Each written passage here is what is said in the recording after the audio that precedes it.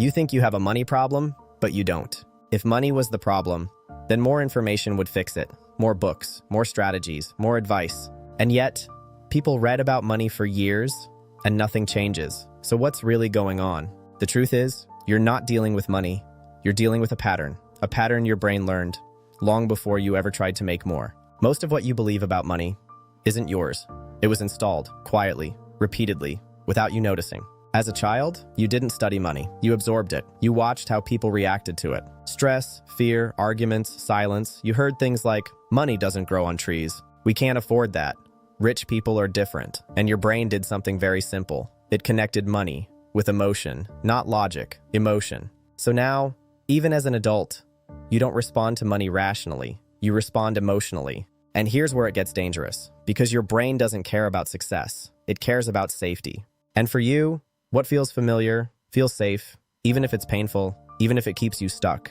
So when your income starts to grow, something strange happens. You hesitate, you delay, you second guess. Not because you're lazy, but because your brain is trying to protect you from something unfamiliar.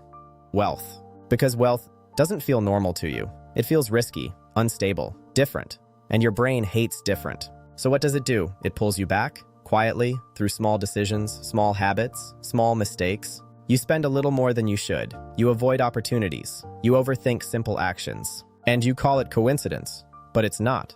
It's a system running in the background, a system designed to keep you where you've always been. And the most dangerous part? It feels like you. It feels like your personality, your choices, your way of being, but it's not. It's conditioning. And once you see that, everything changes. Because now, you stop blaming yourself. You start asking a different question. What does my brain believe about money? Because that's where the real problem lives. Not in your bank account, in your wiring. And here's something most people never realize.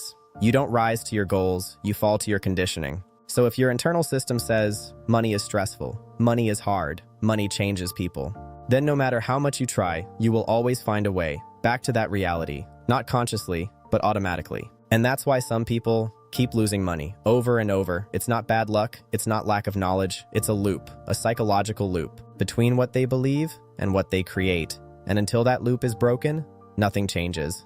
So how do you break it? Not by forcing yourself, not by chasing more money, but by changing what feels normal. Because your life will always move toward what feels familiar. So if struggle feels familiar, you will recreate struggle. If stress feels familiar, you will recreate stress. That's the trap.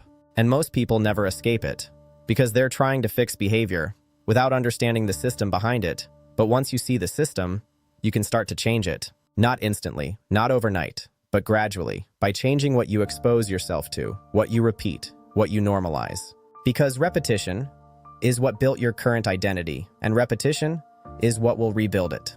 So instead of asking, how do I make more money? Ask, what does my brain feel safe with? Because that answer is controlling everything. And once you change that, money stops being a struggle. It becomes a reflection of what you've trained your mind to accept. If this made you uncomfortable, good. That means something inside you recognized the truth. Because this is where you stop repeating the same patterns and start rewriting them. And here's where it gets even more uncomfortable.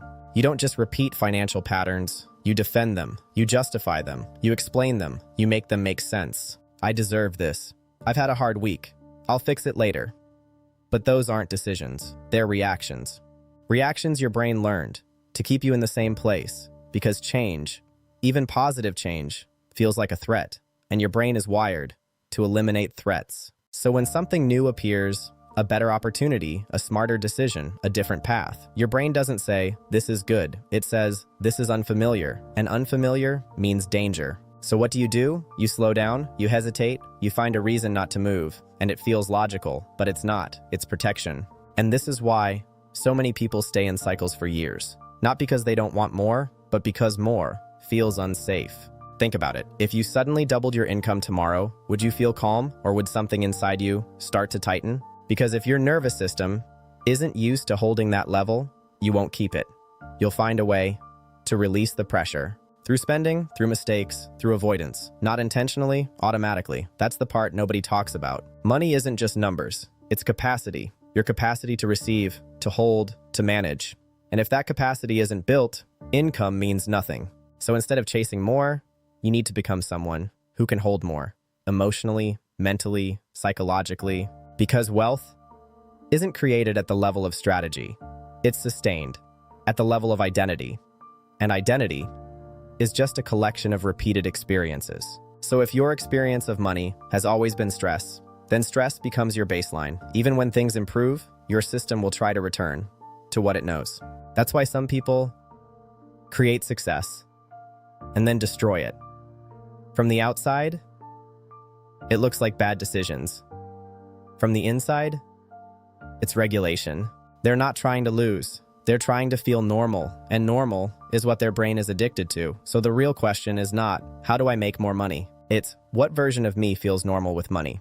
Because that version is the one that determines your results. Not your goals, not your plans, not your intentions. Your identity. And identity doesn't change because you want it to. It changes because you train it to. Through repetition, through exposure, through new experiences. Slowly, consistently, until what once felt uncomfortable starts to feel natural, and what once felt impossible becomes expected.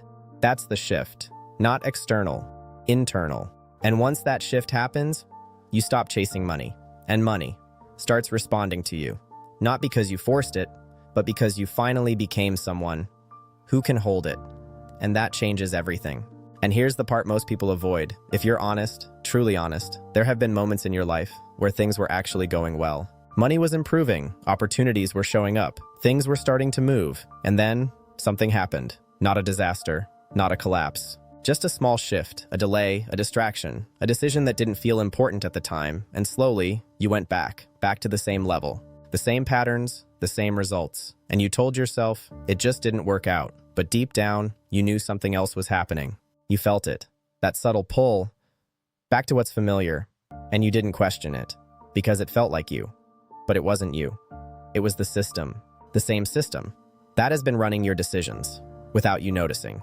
And until you see that clearly, you will keep repeating it. In different forms, with different numbers, in different situations, but the pattern will stay the same, because the pattern is internal. And this is where everything changes. Not when you learn more, not when you try harder, but when you finally stop and observe. Observe your reactions. Observe your discomfort. Observe what feels off when things improve, because that feeling is the key. That discomfort is the signal. It's showing you exactly where your current identity ends and your next level begins. Most people run from that feeling. They distract themselves. They numb it, they ignore it, and they stay the same. But if you do something different, if you stay with it, if you sit in that discomfort without escaping it, something powerful happens. You stop reacting and you start seeing, and once you see, you have a choice. Not the illusion of choice, a real one. The choice to not follow the same pattern, the choice to not return to the same baseline, the choice to become unfamiliar to yourself. And that's the moment where everything shifts, because growth is not about becoming better. It's about becoming different. Different from the patterns that built your current life. And that's not easy, because your brain will resist it. Your emotions will resist it. Your habits will pull you back. But if you stay aware, if you keep noticing, without immediately reacting, you slowly break the loop. And when the loop breaks, your results change. Not by force, not by luck, but because the system is no longer running the same way. And for the first time, you're not just earning money. You're not just chasing success. You're not just repeating patterns. You're creating something new, something intentional, something that actually belongs to you. And most people never reach this point, not because they can't, but because they never look deep enough. They stay on the surface. They fix tactics. They chase outcomes, but they never question the system. And without that, nothing really changes. So if something in you right now feels uncomfortable, if something feels slightly off, don't ignore it. That's not confusion. That's awareness.